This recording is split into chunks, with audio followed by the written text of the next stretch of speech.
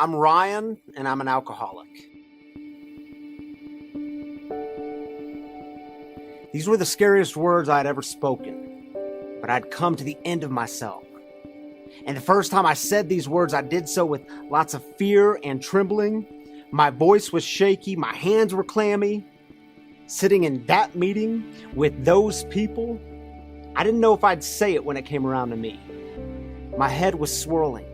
All I could think about was, I'm a pastor. What will people think about me? I don't want to do this. I don't want to be here. How do I get here anyway? How did it get this bad? It was never supposed to be like this. The shame. What if people found out? But I said the words. I admitted it, and it was the very beginning of a burden being lifted.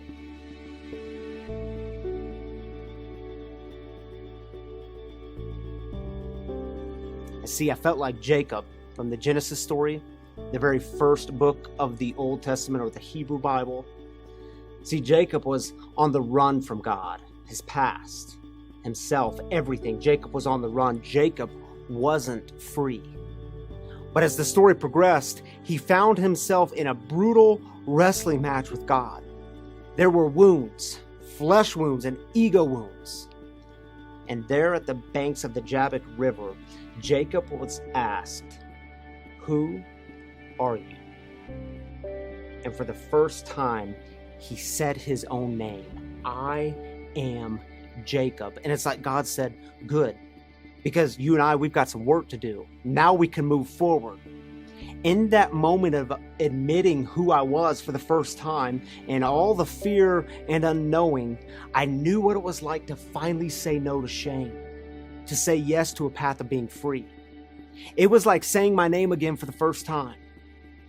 And thanks be to God and some friends who showed me the way out of the chaos.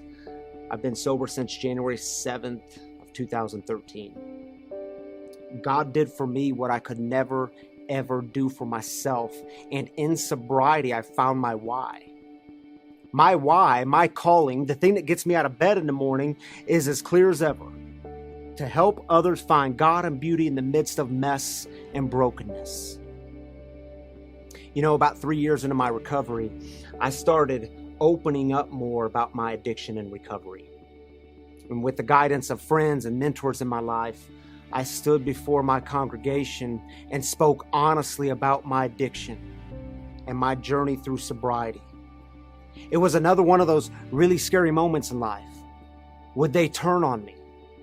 Would they do the math and figure out that I got sober 6 months after joining them as one of their pastors? Would they want me to leave? I have to tell y'all, I was met that Sunday with an incredible amount of grace and love and compassion. The congregation to me that morning was God in the flesh. And by Monday morning, my email box was flooded. Emails that said things like, I've been battling the bottle or the pills or the drugs for years. I can't stop. How'd you stop? Emails from family members pouring out their hearts. My son or daughter, or brother or sister, or mom or dad is in this dark pit of addiction and I've never told anybody. Gut-wrenching emails from people expressing that they had lost hope. And it wasn't just from the congregation. It was from folks from the broader community too. And from that day forward, my ministry was fundamentally changing. Because now when I looked out into the community, I saw with more depth and more awareness pain and suffering and death and addiction. And about 2 years ago, my wife Tammy and I started asking the question, what would it be like to start a faith community, a spiritual community that centers on issues of addiction and recovery? Not to go to the inner city and start something there, but to start it right here in our own backyard, in the heart of the suburbs. We put together a launch team of 12 people to begin the conversation of starting something new. And you know that starting something new is scary. If you're passionate about it, it will always come with a bit of doubt and lots of questions. It will always come with some twists and turns. So we were building our launch team, and I sat down with my boy Nick. And Nick was 20 years old, and he was an addict. And as a fellow addict in recovery, Nick and I had some things in common. In fact, we knew each other through the rooms of recovery. And man, Nick, he had this smile that could light up a room. He was an easy guy to like. You wanted to be around him. And I sat down with Nick that Thursday morning, and I invited Nick to be on our launch team. And I told him that our first meeting was going to be next week. And he got this big smile. He said, you want me to be on the team? I've never really done the church thing. And he said, man, the fact that a priest would want me. And I said, Nick, man, I'm not a priest, I'm a pastor. A priest would be in a Catholic church. His smile got even bigger. He said, man, for a priest to be asking me. And I reminded him, Nick, man, I'm not a priest, I'm a pastor. I think he got it that time. And he was so excited to be part of the team. We shared one more cup of coffee together. And right before he left, I asked him what he was going to do for the rest of the day. And he said with a huge smile, my brother and sister are home. I'm going to go hang out with them. And then he said, and this afternoon, I'm going to clean my mom's closet because it's a mess. He said that with a smile too. That following Monday, I received a phone call from Nick's mom. Her heart was breaking into a million little pieces, and mine was breaking with hers. Nick relapsed and didn't wake up that morning. The drugs in his body prevented that from happening. He died of a heroin overdose, just days before his 21st birthday. Man, I hate this disease of addiction. And last I talked to Nick, he was excited to be clean and sober. He was headed home to spend time with his younger brother and sister, and 4 days later, he's gone. Yeah, the way of addiction is cunning, baffling, and powerful. That same year, 2018, I did 5 other funerals of those who had died of a drug or alcohol overdose, and all but one of them were under the age of 35. We were seeing this very real need in our community. On a very practical level, I was tired of seeing my friends die. Tammy and I started Free Spiritual Community that summer. And by the way, we call it free because all the things that set us free, grace, compassion, love, forgiveness, these are the things that are so freely given by God. And it's a community for addicts, loved ones of addicts, and spiritual refugees. And what we do at Free is break the silence of addiction while creating space for healing, recovery, and spiritual connection. You see, in my faith tradition, Christianity, we believe that God is always inviting us into the fullest kind of life, the most abundant kind of life. And Jesus said, I came so that they may have life. The drugs, the booze, the addiction, it is a very different kind of God, always begging the one addicted to bow down. And this God has a way of keeping you coming back for more. But this God is the worst kind of God. This God is like a thief coming to rob and steal and destroy, robbing you of everything that matters in life. Relationships, connection, joy, peace, health, a future. It always takes life. It took Nick from us way too soon.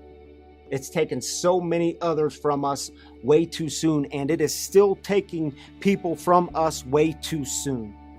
And every single week at Free, I remind our people that in this community, we don't do shame.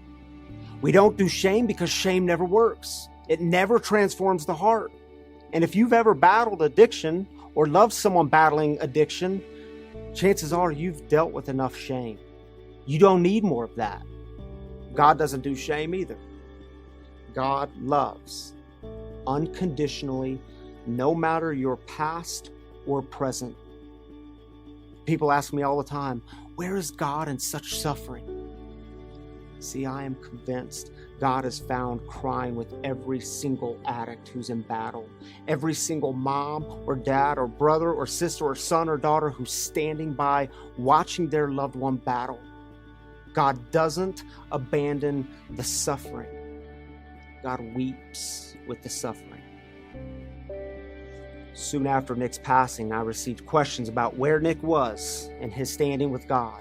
Would God need to punish him for all of his poor choices? And during his funeral, I reminded his friends and family and loved ones that we could all put those concerns to rest. The drugs, the booze, the addiction did a fine enough job in the punishment.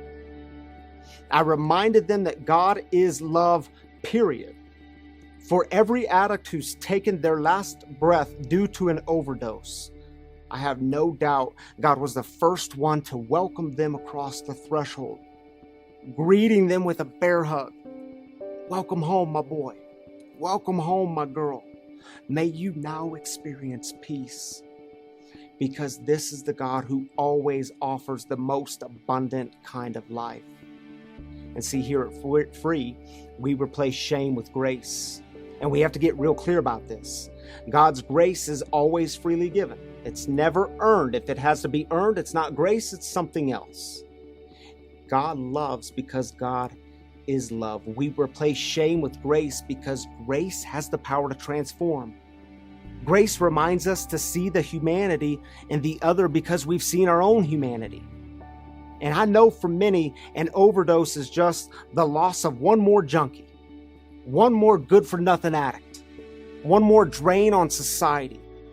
But grace invites us to see them as people, a child of God, loved by God, created in God's image. Grace allows us to see them as people, someone's son or daughter, as one who came into the world the same way you did, full of life and potential and a future. Nick was headed home to hang out with his brother and sister and to clean his mom's closet, to surprise her and make her smile. And for the nearly 72,000 Americans who died last year of an overdose, every single one of them was a child of God, loved by God and created in God's image. And for every loved one suffering in the wake of their death, your love for them was good. It was enough. And if your heart is still breaking into a million little pieces, know that God has not abandoned you, because God never, ever abandons the suffering. God stands in solidarity with the suffering, with you. And let me speak candidly with you all for just a moment. If you're watching right now and you're battling addiction, you need to know there's a solution. There's a way out of the chaos and despair, but you have to reach out. I'd be happy to talk with you, and I know so many others who would be happy to talk with you, and not just talk with you, but to lock arms and walk with you. But my brothers and sisters, you have to reach out. You don't have to walk this journey alone. You're worth more than that. You were made for more. You were created for connection and love and joy and peace and wholeness.